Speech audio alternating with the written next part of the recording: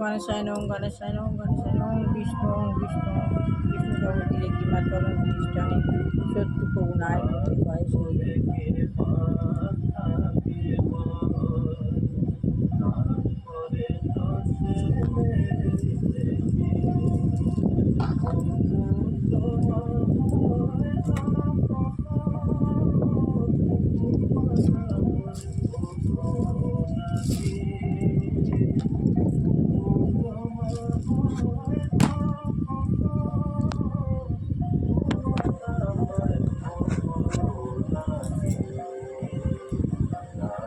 ওম রক্তং জংশনম শেষি জগতমুদিপং ভজামি পদ্মং দদামি পরাং মানিকম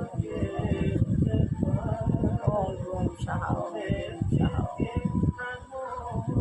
ওম ওম ওম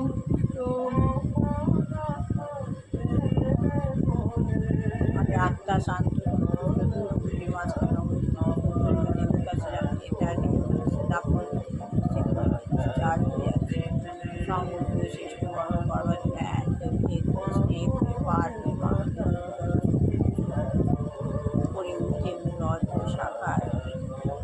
শাখায় নিচে বসে আছে শিব বাবার আমি বাবার বাবার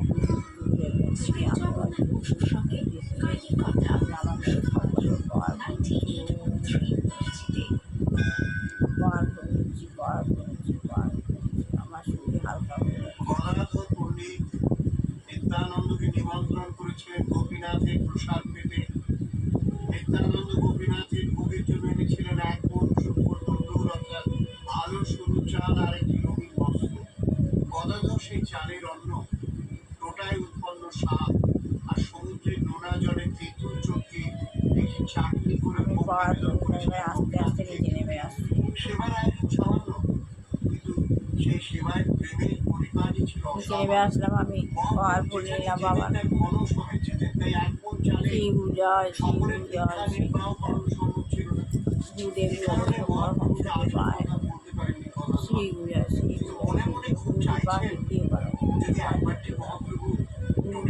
শিব বললাম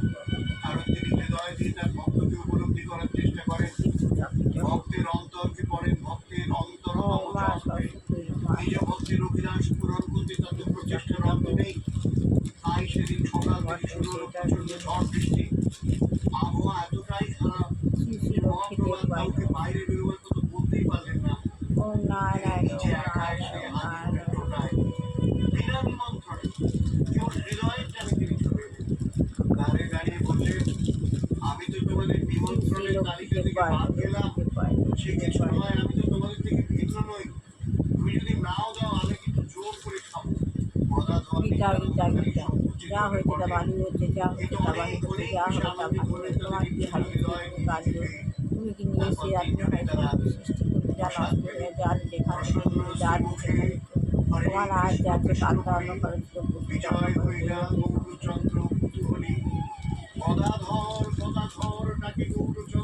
সাই বাবা সংগ্রামে গদাধর পথের পথদণ্ড হাসিয়া বলেন, প্রভু কেন গদাধর, আমি কি না হই নিমন্ত্রণের ভিতর?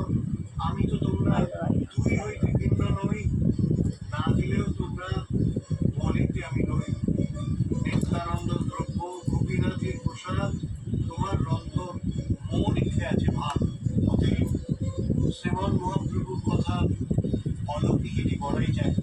পরিশেষে বলি, ভক্তদের বিশ্বাস আত্মজ্ঞান লাভের আত্মজ্ঞান লাভ না হলে আমাদের মানব জন্ম বৃথা। আত্মজ্ঞান লাভ করতে হবে, কিন্তু শ্রী বহুপাল বলেছিলাম গোপীনাথের বিগ্রহ অপর একটি কারণে বৈষ্ণবদের কাছে বিশেষ মহিমা সম্পন্ন। স্বয়ং মহাপ্রভু দ্বারা আবির্ভূত মনোরভা রূপমাধুরী অলৌকিক লীলা মাধুরী সব মিলিয়ে আবার বৌমার গোপীনাথের স্থান ভক্ত হৃদয়ে অনেকটা জুড়ে।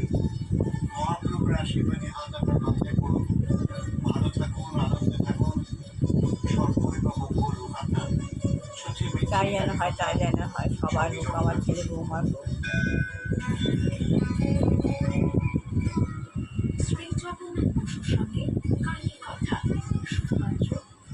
তাহলে মানব জীবনে মানুষ যে সব কিছু ত্যাগ করে তপস্যায় রত হয়েছিলেন। বলা হচ্ছে মানুষকে সব কিছু ত্যাগ করে তপস্যায় রত হয়েছিলেন, সেটি হচ্ছে জীবন, সেটাই হচ্ছে আসল জীবন। মহারাজ ভরত, যার নামে ভারতবর্ষের নাম হয়েছে, আমাদের মহারাজ ভরত শত্রুঘ্ন ভরত, যার নামে ভারতবর্ষের নাম হয়েছে, তিনি ছিলেন 24 বর্ষীয় যুবক। তিনি তার রাজ্যে যুবতী স্ত্রী ও নাবালক সন্তানদের ত্যাগ করে তপস্যা করতে বেরিয়ে পড়েছিলেন। তিনি কী করেছেন? তিনি তার যুবতী স্ত্রী আর নাবালক সন্তানদের ছেড়ে দিয়েছিলেন, ত্যাগ করে তপস্যা করতে তিনি বেরিয়ে পড়েছিলেন। শ্রী চৈতন্য মহাপ্রভু মাত্র 24 বছর বয়সে তার যুবতী স্ত্রী, মাতা সবাইকে ত্যাগ করে সন্ন্যাস গ্রহণ করেছিলেন। এরকম বহু দৃষ্টান্ত রয়েছে। ভারতবর্ষ তপস্যার দেশ, কিন্তু সে কথা ভুলে গিয়ে আমরা এখন এটিকে কলকারখানার দেশে পরিণত করছি। কিন্তু অত্যন্ত আশ্চর্যের বিষয় এই যে ভারতবর্ষ আজ আর তপস্যার বাণী প্রচার করছে না। এখন আর ভারতবর্ষে বলা হচ্ছে না যে কেউ তপস্যা করো। শ্রী চৈতন্য মহাপ্রভু এরকম আরও কয়েকজন তাদের স্ত্রী সন্তান ছেড়ে বেরিয়ে পড়েছিলেন সন্ন্যাসী, কিন্তু এখন আর ভারতবর্ষে এসব হচ্ছে না, কেউ এসব বাণী প্রচারও করছেন না।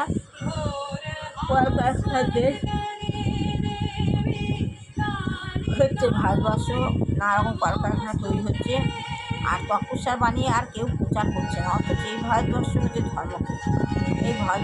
ধর্মক্ষেত্র, ধর্মক্ষেত্রে কুরুক্ষেত্রে, কিন্তু কেবল ভারতবর্ষেই নয়, এই ভারতবর্ষের ধর্মক্ষেত্রে কুরুক্ষেত্রে, কিন্তু কেবল ভারতবর্ষেই নয়, এই লৌহযুগে সর্বত্রই সব কিছুর অধঃপতন হচ্ছে। এই যুগে কী হচ্ছে? সব কিছুর অধঃপতন হচ্ছে। প্রায়ণা বায়ু সভা কলাবগ্নি যুগে জনক, শ্রী ভগবদ গীতা সচেষ্ট হবে না। এই কিন্তু যদি হয়ও, তাহলে কপট নেতাদের দ্বারা প্রতারিত হবে। এই যুগটি অত্যন্ত কলুষিত। সেই জন্য শ্রী চৈতন্য মহাপ্রভু মহামত করার সবথেকে সরল কথা প্রদান করে দিয়েছেন। আজ এইটুকুনি পালন করলাম। ভালো লাগলে লাইক কমেন্ট অবশ্যই করবেন। সবার ভালো হোক, কল্যাণ হোক, মঙ্গল হোক, বাচ্চা মানুষ হোক, বিবাহ হোক, চাকরি হোক, যে গিয়ে 2 বছরে গৃহিণী হয়েছে, ভগবান তাকে চেতনা দিক, না হয় সরিয়ে নিক। আর যে গৃহে বুদ্ধবিদ্যা দিয়েছেন, ভগবান তাদের মুক্তি দিক। শ্রী গুরুদেব জীবনের পরামর্শ কৃপায় আমার ছেলের বিয়ে ভালো মাত্র হয়েছে, বউ ভালোই পেয়েছি। এখন ওদের ভালো রেখো। শ্রী গুরুদেব আমার ছেলের বউ ভালো রেখো, কল্যাণ করো, মঙ্গল করো, সর্বপ্রকার দুঃখ দূর করো, সব দিক দিয়ে বিপদমুক্ত করো, সংকট মোচন করো, সুস্থ রেখো, রোগ মুক্ত রেখো, ওদের ভালো রেখো, ওদের বিদ্যা বুদ্ধি, ওদের চাকরি বাকরি যেন উন্নতি হয়, এইটাই আমার কাম্য। আমার এক কাকার ছেলে, তার যেন চাকরি হয়, চাকরি হওয়ার পর একটা বিয়ে দেখে দিল। আমার ভাই, তারও একটা বিয়ে হয়েছিল, সমস্যা চলছে, তারও জন্য একটা মেয়ে দেখে দিল, যাতে ও আগে স্ত্রীটাকে ডিভোর্স দিতে পারে। আমার গোয়াটায় একটা ছেলে আছে, হয়েছে, একটা মেয়ে রেখে দাও, একটা মেয়ের সন্তান পেয়েছি, চাকরি যেন হয়।